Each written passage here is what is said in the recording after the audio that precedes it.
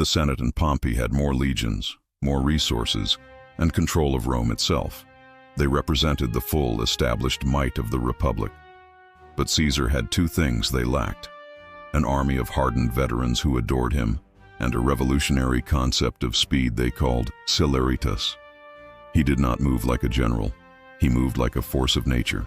He swept down through Italy so quickly that panic gripped the capital. Senators fled their villas, leaving their fortunes behind. Pompey, a brilliant but more conventional general, was utterly outmaneuvered. He had expected a long, drawn-out preparation for war. Instead, Caesar was at his throat in a matter of weeks. Pompey and the bulk of the Senate were forced to abandon Rome itself, fleeing across the Adriatic Sea to Greece to gather their main forces. It was a humiliating retreat, and it handed Caesar a massive psychological and political victory without a single major battle. With Italy secured, Caesar's next move was a masterstroke of strategy. Instead of chasing Pompey to Greece, he turned west. In a lightning campaign of just 49 days, he marched his army to Spain and crushed Pompey's most experienced legions there, famously remarking, "I went to fight an army without a general and returned to fight a general without an army." He had secured his rear, and now the entire western Mediterranean was his.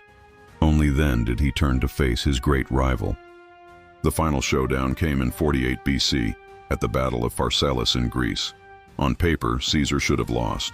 He was massively outnumbered in both infantry and cavalry, and his supply lines were cut, his legions on the verge of starvation. Pompey's camp was filled with confident senators already arguing over who would get Caesar's titles after the victory. But Caesar was a master of the human element. Seeing that Pompey's cavalry was his greatest threat, he created a hidden fourth line of his most disciplined infantry, giving them specific instructions not to throw their javelins, but to use them as stabbing spears aimed at the faces of the enemy horsemen. The tactic was brutal and brilliant.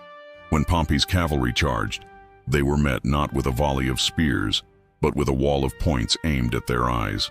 The cavalry broke and fled in terror, leaving Pompey's infantry flank exposed. Caesar's veterans then smashed into the disorganized enemy line, and the battle turned into a rout. Pompey the Great, once the hero of Rome, fled the field and sailed to Egypt, seeking refuge.